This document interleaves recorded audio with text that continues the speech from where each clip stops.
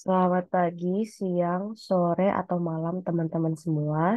Di sini aku mau melanjutkan untuk yang unsupervised learning. Kita bahas K-means clustering aja karena sepertinya itu yang sering dibicarakan di kelas ya. Di sini ada pertanyaan, which of the following statements are correct about K-means clustering? Antara statement-statement di bawah ini mana yang benar mengenai K-means clustering? Jadi K-means clustering itu dalam membuat cluster biasanya menggunakan Euclidean distance. Kenapa? Karena selain numerical data points-nya, maksudnya yang diukur itu perpindahan, bukan jarak. Jadi sebenarnya ada juga distance matrix yang satuannya juga harus numerik yaitu Manhattan distance. Tapi Manhattan distance itu mengukur jarak asli berdasarkan dimensi. Teman-teman bisa lihat di gambar di sebelah kanan untuk Manhattan distance itu kan butuh sumbu X dan Y ya. Jadi kalau misalnya nanti ada di three dimensional space, Manhattan distance itu nggak bisa digunakan. Kalau Euclidean kan bisa sampai three dimensional space. Nah, K-means itu unsupervised learning yang artinya sebelum klasternya itu terbuat, kita nggak tahu nih klaster yang semestinya atau yang sudah ada itu gimana. Kalau kita bandingin sama supervised learning, ambillah contoh KNN, itu supervised. Misalnya mau klasifikasiin binatang. Kita udah tahu kita udah tahu nih ciri-ciri mamalia itu punya A, punya B, tapi nggak punya C. Nah, ada nih data binatang yang baru mau kita observasi dan ternyata punya A, punya B, tapi nggak punya C juga. Jadi bisa disimpulkan kalau binatang itu adalah mamalia. Nah, KNN itu untuk klasifikasi berdasarkan hasil atau kriteria grup yang udah kita ketahui. Kalau K-means clustering, sebelum klasterisasi, kita nggak tahu nih kriteria dari masing-masing grup apa. Baru ketahuannya setelah kita klasterisasi. Kemudian, eh, tentang bias dan variance, which of the following is correct about variance? Di antara statement-statement di bawah ini, mana yang benar tentang variasi? Eh, Pertama kita bahas dulu, jadi error rate of training data itu bias dan underfitting terjadi karena bias dari suatu model itu tinggi. Teman-teman bisa baca sendiri di sebelah kanan ini perbedaan antara bias dan variance, tapi aku mau sharing sedikit lebih jauh soal bias dan variance agar teman-teman nangkep konsepnya. Bias kan error rate of the training data. Itu maksudnya gimana sih? Nah, sebelumnya aku mau ngingetin dulu untuk nge-validate suatu data, apakah untuk nge-validate apakah sebuah model itu cocok untuk sebuah dataset, kita itu bisa menggunakan training dan testing. Itu maksudnya gimana? Jadi datasetnya secara random dibagi menjadi dua, tapi enggak selalu 50% jadi training data dan 50% jadi testing data. Enggak selalu begitu. Bisa jadi 80% training data dan 20% testing data. Dan 80-20 ini adalah rule of thumb-nya. Oke, kita punya dataset yang kita split secara random menjadi subset training dan testing data. Dalam membuat model-modelnya, kita menggunakan training data. Coba teman-teman lihat ke sebelah kanan. Misalnya, data trainingnya berbentuk kurva yang huruf kayak N gitu. Dan kita mencoba membangun model dengan linear regression. Itu kan yang paralel dengan linear regressionnya hanya data-data pada sisi sebelah kiri ya, tidak dengan sisi sebelah kanan. Makanya nanti hasil pemodelan dataset dengan linear regression akan bias terhadap value dari data-data points di sisi sebelah kiri. Terus hubungannya sama error rate dan underfitting itu apa? Error itu kan jarak antara data points dengan garis modelnya ya. Kalau teman-teman lihat di grafiknya, karena data-data points di sebelah kanan itu jaraknya agak jauh-jauh dari garis modelnya, makanya error salah satu data point ke modelnya cenderung besar. Karena banyak data points di sebelah kanan yang jaraknya jauh dengan model, makanya error rate-nya cenderung besar.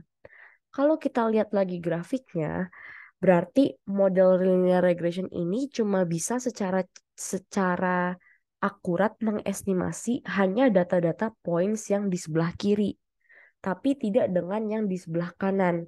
Makanya linear regression ini sebagai model untuk dataset ini itu underfit. Nah, tadi kan contoh model dengan bias yang tinggi itu linear regression. Misalnya sekarang kita punya suatu model yang berusaha untuk mengakomodasi seluruh data point pada training set. Jadi modelnya ini fleksibel banget karena ngikutin data points-nya. Oke nih, di training setnya udah aman karena modelnya bisa menjelaskan seluruh data points-nya. Nah, sekarang kita cek akurasinya dengan testing set. Loh, kok di testing setnya jadi nggak bisa akomodasi semua data points-nya? Karena pasti data points-nya beda dong antara training set dan testing set. Nah, perbedaan error antara training data yang mana nggak ada karena bisa akomodasi semua points-nya. Jadi errornya tuh nggak ada di training data karena bisa akomodasi semua points-nya. Dan di testing yang mana pasti ada karena eh, itu memang mengakomodasi data-data pada training set, tapi data-data pada training set pasti beda dengan testing set, makanya nggak bakal bisa mengakomodasi semua data pada testing set. Inilah perbedaan antara eh, error rate di training set dan testing set inilah yang dinamakan variance. Karena tadi kan modelnya mengakomodasi semua data points ya, itu artinya modelnya fleksibel. Dan saking fleksibelnya model itu, modelnya tuh mencocokkan diri dengan dataset secara berlebihan. Jadi banyak ups and downs ya dari modelnya, istilahnya. Kalau divisualisasikan ya. Nah itu tuh eh, terlalu mencocokkan diri dengan data secara berlebihan, makanya kompleksitas modelnya tinggi yang menyebabkan overfit. Seperti itu.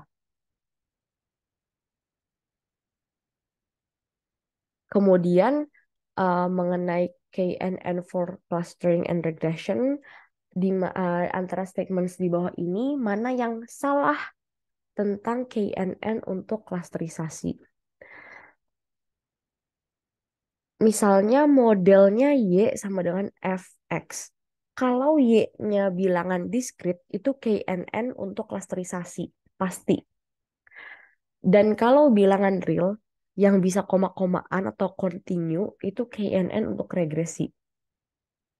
Kemudian kalau KNN untuk klasterisasi, data point yang baru di cluster sesuai dengan berapa banyak data points dari suatu cluster tertentu yang dekat dengan data point baru ini.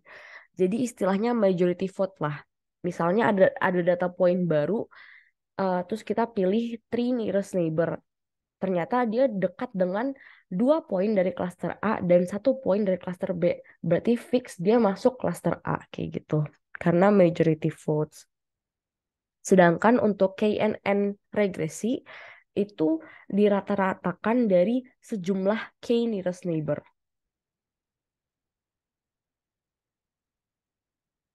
Kemudian eh, untuk menentukan K dalam KNN. Antara statement-statement di bawah ini mana yang benar tentang memutuskan nilai K yang optimal. Nah, dalam menentukan K itu kan ada 3 sampai 4 tahap. Teman-teman bisa baca di sebelah kanan ini atau refer ke link yang ada di slide. Dan perhatikan kalau dalam langkah predik itu berbeda ya, yang dilihat untuk mendetermine K-nya. Untuk klasifikasi lihat error rate-nya. Dan untuk regresi lihat squared error-nya. Dan pilihlah K dengan error rate atau squared error yang paling kecil. Kemudian kalau memilih value K yang terlalu kecil itu tend to be low in bias but high in variance. Kayak sebelumnya, karena K-nya kecil itu artinya berusaha untuk mengikuti semakin banyak grup-grup K neighbor-nya. Makanya variance-nya itu tinggi. Sebaliknya berlaku kalau memilih K yang terlalu besar cenderung memiliki bias yang tinggi karena mencoba menggeneralisasi data points-nya. Oke, sekian untuk regression bagian setengah unsupervised, yaitu K-means clustering. Dan KNN. Silakan lanjut ke video berikutnya.